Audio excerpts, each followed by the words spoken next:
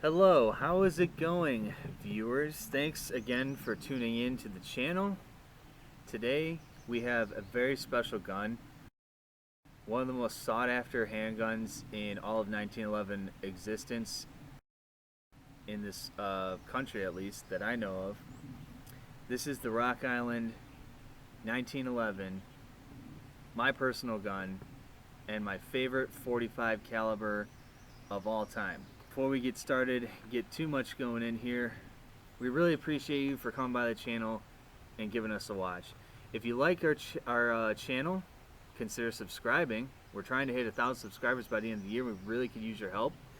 Also, if you like the video, please give it a like, because what that does is show the video to other people just like you that might be interested in our stuff, and it helps us figure out if our videos are actually resonating with you, the viewers. So, really appreciate it. Anyway, this is frankly a timeless gun. The 1911, but more specifically the Rock Island version, is the most timeless of all 1911 versions.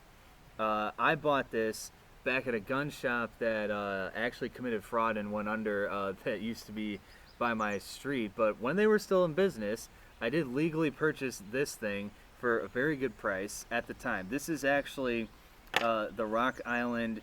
This is the tactical version, so most of you will be familiar with the regular Rock Island Armory 1911. It's going to be like the GI version. This one, they did have a GI version, and I liked it, but this one was actually a hair cheaper, and it had some features on it that I wanted better. I do like the traditional style. This doesn't even have a magazine in it right now. It's unloaded, but a lot of the early ones, I believe, had Rock Island like big right here, like a banner. They reduced that to just a little stamping back here, so that looks nice, because from afar you don't know that this is a Rock Island, so pretty cool. This looks pretty standard in the way this is presented, like a lot of other higher dollar 1911s. So anyway, as a lot of you guys know, the Rock Island, or Arms Corps, is based in the Philippines, but these are kind of cool because I guess what happened is they bought a lot of old tooling from Colt and actually built their guns using Colt's old tooling. So really, these are a pretty decent product made with original Colt, manufacturing equipment, repurposed for Arms Corps Rock Island in the Philippines. A lot of people think these are pretty respectable guns. I do as well. I've had some issues with this one, unfortunately, but I did buy it used, so I don't know what the fella before me or lady, possibly, or kid, whoever had this before me, what they did, but I was able to fix it. I actually just had an issue with it yesterday. I'll get into that, but it works fine now. There's one major problem with this that I hope to be able to show you, and I'm going to go through a couple of the issues I had with it and then some of the good things about it. Like, as I said, they're made with old Colt manufacturing tooling. Colt obviously made 1911s back in the day, so that actually speaks to the quality of this gun. I mean, the finish is not necessarily great. These are all pretty much Cerakote finish. I think you can get some higher dollar ones by Rock Island that are a little bit better finished, but most of the ones you're going to see are just like, actually this is Parkerized, I believe, not Cerakote, I'm sorry, but yeah, just a regular Parkerized finish. But it seems that the machining is actually pretty good. I mean, very tight fit, the slide to frame, just everything on this thing, it just feels pretty solid and good. Just the way the trigger feels, the click of the hammer, I mean, everything feels really nice. Now, when you get to certain like finished out machining and like polishing on some sharper edges, yeah, these are gonna they're a little bit more rough around the edges than maybe your like SR 1911. Definitely the Kimbers and stuff like that. But there are a lot of 1911s in the like $600 to $800 price range that this could definitely compete with. And these back then when they came out were in the $400 range. I actually paid about, I think, $379 for this used, but at that time you really couldn't find them for much less in my area. Even online, the prices went up, and they're still going up now.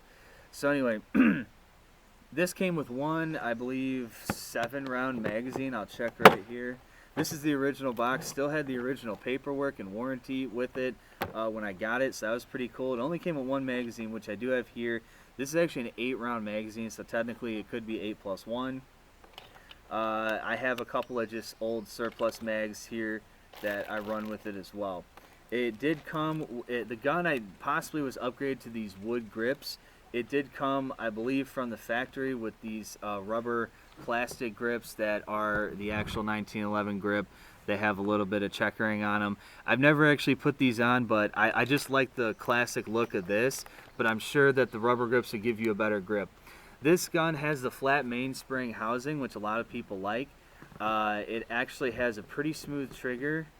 It also has, because it's the tactical model, has the skeletonized hammer. It has slightly upgraded sights. It has the beaver tail on it. There you can see the flat mainspring housing there. It also has a skeletonized trigger with a really good pull. It kind of goes to a point and then hangs up a little bit, and then basically any pressure after that, it goes off. I mean, it's pretty nice. I mean, it's got an ambidextrous safety, as you just saw, like on this side. It is ambidextrous. One thing I don't like about this is actually the checkering right here is pretty aggressive. It does have pretty nice serrations that don't really hurt. Other than that, one thing I do not like is that the barrel bushing is like recessed in there. It's not flat with the grooves. Like a lot of 1911s have a button, like the barrel, we'll call it the button, I guess. I'm not exactly sure what that's called, but right on top of there will just be a bunch of checkering, and it'll be filled out so you can easily push in with your finger and rotate this barrel bushing out of the way. But this is a little hard, but it's pretty easy to do. I usually just take a magazine, push it all the way down, and I'm good to go. So we'll talk about the main problems that I had when I bought this gun. It functioned flawlessly for like 100 rounds. Then all of a sudden I went to go shoot it one time, and it would not actually hold open. It's like the slide wasn't working.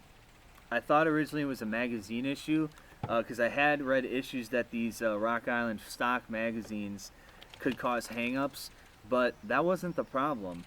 A magazine was actually fine. It was actually the slide stop that had somehow worn and was not catching on the mag, and it wouldn't actually hold it open.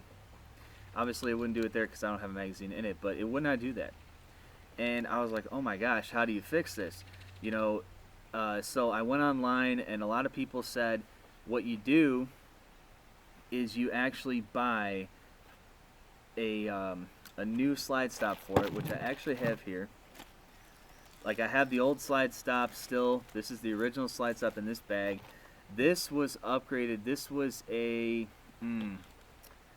trying to remember who it was, but anyway, what you would do is purchase their slide stop for a 9mm 1911, and apparently inside where the magazine catch is on the slide stop, it would stick out even further and grab that magazine. So I guess those might have had issues.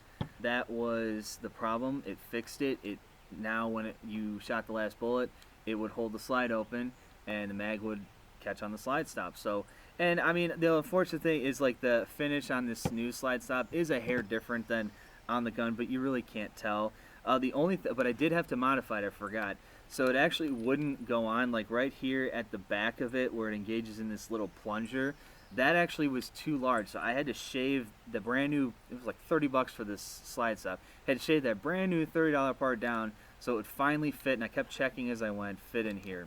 That fixed the first problem. Then there was another issue. I've only ever had one barrel, with this gun. And somebody told me one time I was shooting it, they said, hey, man, there's like sparks flying out of the ejection port. I'm like, well, that's not right. I watched someone shoot it, and yeah, there was like flames coming out of the friggin' ejection port. And I picked up a case, and I could see that actually it does have blow-by in the chamber. You can see there was a little bit of carbon on the rim, on the top of the case where the bullet was.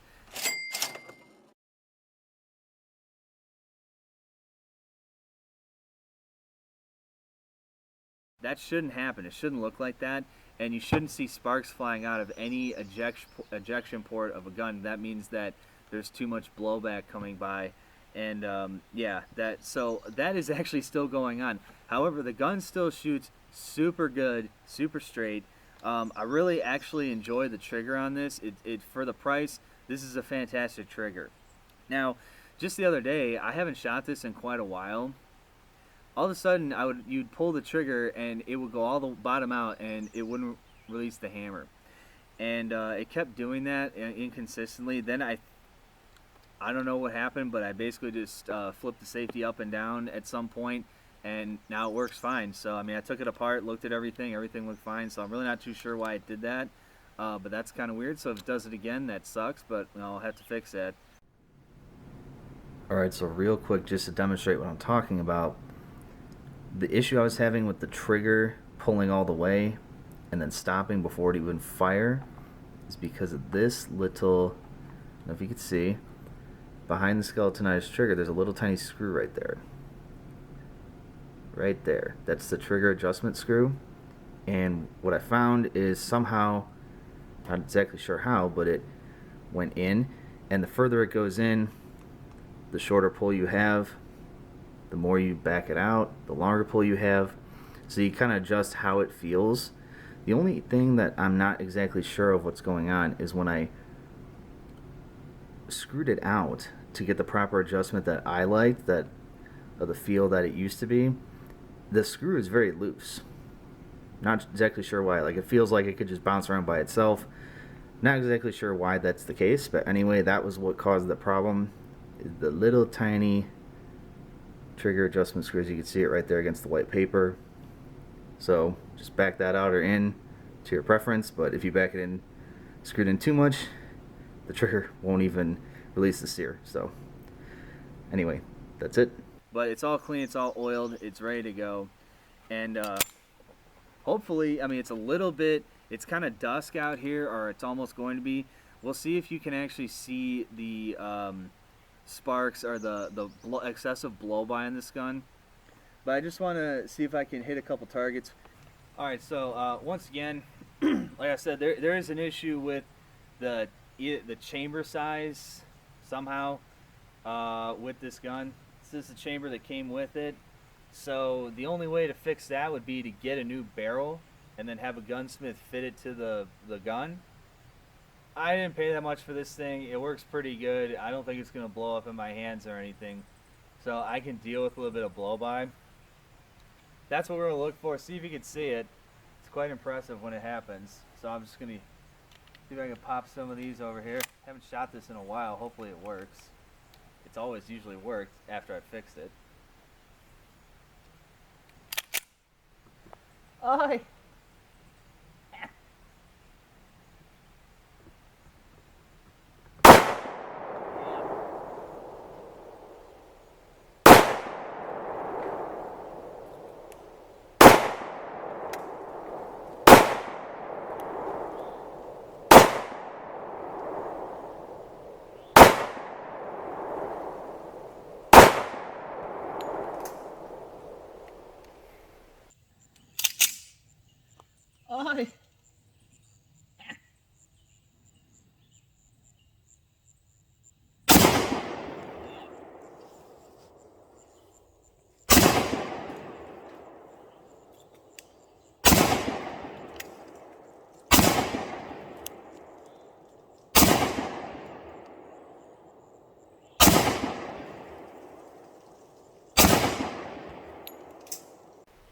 Yeah, I mean, I can actually feel, I should be wearing glasses, but it's kind of dark. I don't have safety glasses, I have sunglasses, but I can actually feel my face getting sprayed with like sparks or some type of blow-by. So, I mean, obviously that can continue to get worse. Usually I wear glasses, it's fine. I'll probably throw my sunglasses on here in a second, but yeah, I don't know if you could see it. Hopefully you could see that what was going on in the video, but I mean, I don't know. This thing shoots pretty, the sights are pretty darn on. A lot of people say on these they shoot too high or too low, even like 10 yards away. To me, this is shooting dead on. You probably can't see, but I mean, I have a little wood target over there, pretty much exactly where I was aiming, right in the bullseye. So trigger's pretty sweet on these, I really have to admit. So I'm gonna put some more in. I'm actually gonna grab my sunglasses real quick.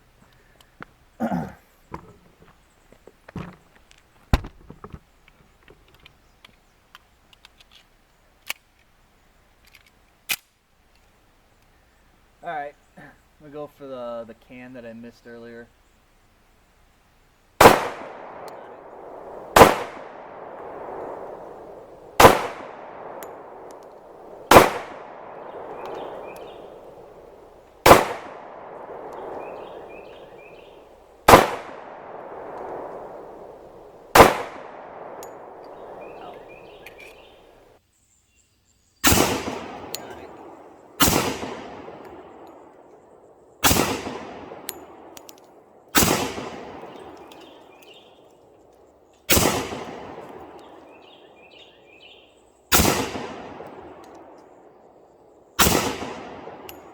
Alright. I don't know. I mean, the trigger is... I really like the trigger. I think they did a good job with the trigger, at least on the tactical model. I can't speak for the GI model because I don't have it. But, also, I think these rounds are a little hot. These are these are 230 grain, oh, I forget what they're called. Black River or something like that. I got a little bit more. I just got a little bit more, but, yeah, these are a little hot. Popping real good. Rather be shooting target loads, but couldn't find any out here this time, so alright, I do have one little looks like a Parmesan cheese container on the right. I'm gonna try and get it. Of course, don't want to do that without these.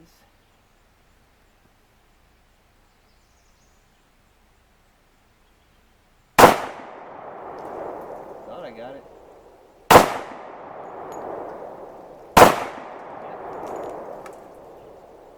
That can again.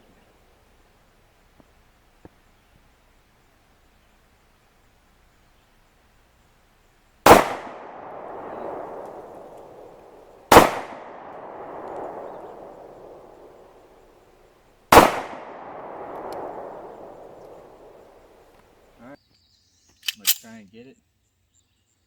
Of course, don't want to do that without these.